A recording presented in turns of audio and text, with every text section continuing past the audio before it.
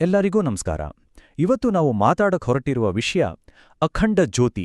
ಇದನ್ನ ವೈಜ್ಞಾನಿಕ ಆಧ್ಯಾತ್ಮದ ಒಂದು ದೀವಿಗೆ ಅಂತಾನೆ ಕರೀಬೋದು.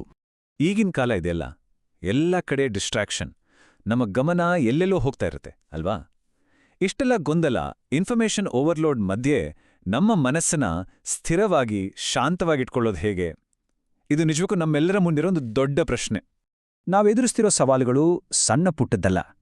ಆತಂಕ ಅಂದ್ರೆ ಆಂಗ್ಸೈಟಿ, ನಿರಂತರ ಸ್ಟ್ರೆಸ್, ಸಿಕ್ಕಿದೆಲ್ಲ ಬೇಕು ಅನ್ನೋ ಕನ್ಸ್ಯೂಮರಿಸಂ, ಜೊತೆಗೆ ಹೆಚ್ಚಾಗ್ತಿರೋ ಮೆಂಟಲ್ ಹೆಲ್ತ್ ಸಮಸ್ಯೆಗಳು, ಇವೆಲ್ಲ ಈಗ ನಮ್ಮ ಜೀವನದ ಒಂದು ಭಾಗವೇ ಆಗ್ಬಿಟ್ಟಿದೆ.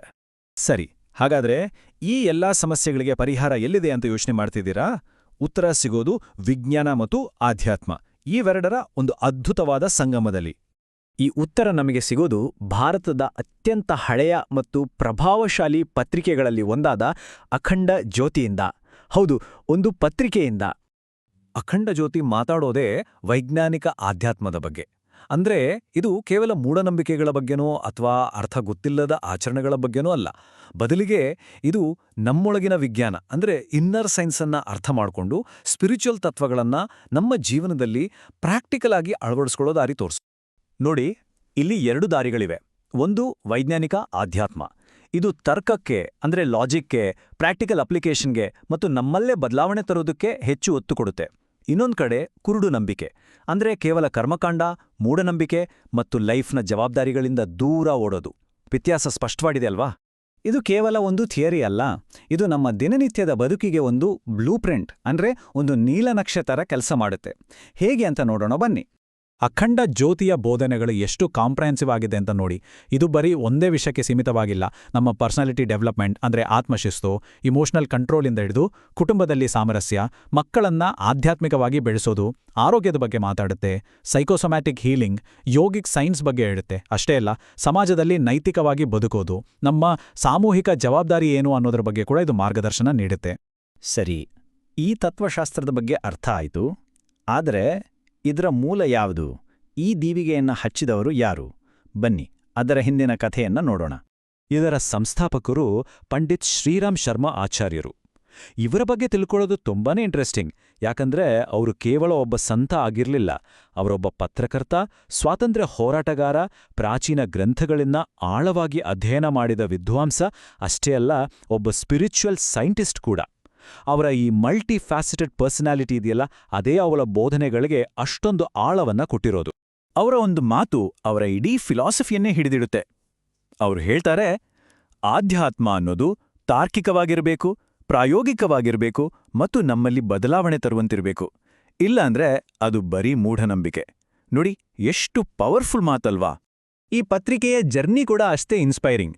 1938ರಲ್ಲಿ ಆಗ್ರಾದಲ್ಲಿ ಶುರುವಾಯಿತು. ಆದ್ರೆ ಎರಡನೇ ಮಹಾಯುದ್ಧದ ಟೈಮ್ನಲ್ಲಿ ಪೇಪರ್ ಅಭಾವದಿಂದ ನಿಂದೋಯ್ತು. ಆದ್ರೆ ಅವರು ಬಿಡ್ಲಿಲ್ಲ. 1940ರಲ್ಲಿ ಬರೀ 500 ಕಾಪಿಗಳಿಂದ ಮತ್ತೆ ಶುರು ಮಾಡಿದ್ರು. ಆಮೇಲೆ 1941ರಲ್ಲಿ ಮಥುರಾಗೆ ಶಿಫ್ಟ್ ಆಯ್ತು. ಅಲ್ಲಿಂದ ಶುರುವಾದ ಪಯಣ ಇವತ್ ನೋಡಿ ಪ್ರಪಂಚದಾದ್ಯಂತ 10ಕ್ಕೂ ಹೆಚ್ಚು ಭಾಷೆಗಳಲ್ಲಿ ಲಕ್ಷಾಂತರ ಜನರನ್ನ ತಲುಪ್ತಿದೆ. ಇದೊಂದು ಅದ್ಭುತವಾದ ಬೆಳವಣಿಗೆ. ಆದ್ರೆ ಅಖಂಡ ಜ್ಯೋತಿ ಕೇವಲ ಒಂದು ಪತ್ರಿಕೆಯಾಗಿ ಉಳಿದಿಲ್ಲ. ಅದು ಒಂದು ಸಣ್ಣ ಬೀಜದಿಂದ ಒಂದು ದೊಡ್ಡ ಮರವಾಗಿ, ಒಂದು ಜಾಗತಿಕ ಚಳವಳಿಯಾಗಿ ಹೇಗೆ ಬೆಳೆತು ಅಂತ ಈಗ ನೋಡೋಣ. ಅಖಂಡ ಜ್ಯೋತಿ ಅನ್ನೋದು ಅಖಿಲ ವಿಶ್ವ ಗಾಯತ್ರಿ ಪರಿವಾರ ಅಂದ್ರೆ AWGP ಅನ್ನೋ ಒಂದು ಗ್ಲೋಬಲ್ ಮೂವ್ಮೆಂಟ್ನ ಐಡಿಯಾಲಾಜಿಕಲ್ ಬ್ಯಾಕ್ಬೋನ್. ಅಂದ್ರೆ ಆ ಪತ್ರಿಕೆಯಲ್ಲಿರೋ ವಿಚಾರಗಳೇ ಈ ಇಡೀ ಸಂಘಟನೆಯನ್ನ ನಡೆಸ್ಕೊಂಡು ಹೋಗ್ತಿರೋದು. ಈ ಮೂವ್ಮೆಂಟ್ನ ರೀಚ್ ಎಷ್ಟಿದೆ ಅಂತ ನಿಮ್ಗೆ ಗೊತ್ತಾದ್ರೆ ಆಶ್ಚರ್ಯ ಆಗತ್ತೆ. ಬರೀ ಭಾರತದಲ್ಲಿ ಅಲ್ಲ, 100ಕ್ಕೂ ಹೆಚ್ಚು ದೇಶಗಳಲ್ಲಿ ಇದರ ಉಪಸ್ಥಿತಿ ಇದೆ.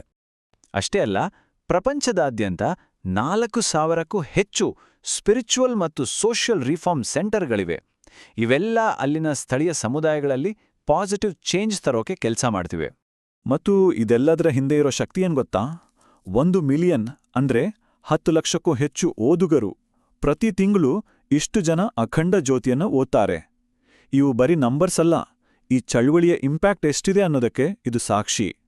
ಹಾಗಾದ್ರೆ ಇಷ್ಟೆಲ್ಲ ಕೇಳಿದ್ಮೇಲೆ ನಾವಿದ್ರಿಂದ ತಗೋಬೇಕಾದ ಮುಖ್ಯ ಪಾಠ ಏನು? ಅದರ ಸಾರಾಂಶವನ್ನ ಒಂದು ಸರಳವಾದ ಸೂತ್ರದಲ್ಲಿ ನೋಡೋಣ. ಈ ಸೂತ್ರ ತುಂಬಾ ಸಿಂಪಲ್ ಆದ್ರೂ ತುಂಬಾನೇ ಪವರ್ಫುಲ್. ನೋಡಿ, ಮೊದಲು ನಮ್ಮಲ್ಲಿ ಒಂದು ಆಲೋಚನೆ ಹುಟ್ಟುತ್ತೆ. ಆ ಆಲೋಚನೆಯನ್ನೇ ನಾವು ಪದೇ ಪದೇ ಮಾಡಿದರೆ ಅದು ನಮ್ಮ ಅಭ್ಯಾಸ ಆಗುತ್ತೆ. ಒಳ್ಳೆಯ ಅಭ್ಯಾಸಗಳು ಸೇರಿ ನಮ್ಮ ಚಾರಿತ್ರ್ಯ ಅಂದ್ರೆ ಕ್ಯಾರೆಕ್ಟರ್ ಅನ್ನ ರೂಪಿಸುತ್ತೆ. ಮತ್ತು ನಮ್ಮ ಚಾರಿತ್ರ್ಯ ಹೇಗಿರುತ್ತೋ ನಮ್ಮ ಭವಿಷ್ಯ ಕೂಡ ಹಾಗೆ ಇರುತ್ತೆ. So thought leads to habit, leads to character, and that leads to destiny. Simple ಅಲ್ವಾ? ಹಾಗಾದ್ರೆ ಈ ಇಡೀ ಚರ್ಚೆಯ ಕೊನೆಯಲ್ಲಿ ನಮ್ಮೆಲ್ಲರಿಗೂ ಒಂದು ಮುಖ್ಯವಾದ ಪ್ರಶ್ನೆ ಉದ್ಭವಿಸುತ್ತೆ.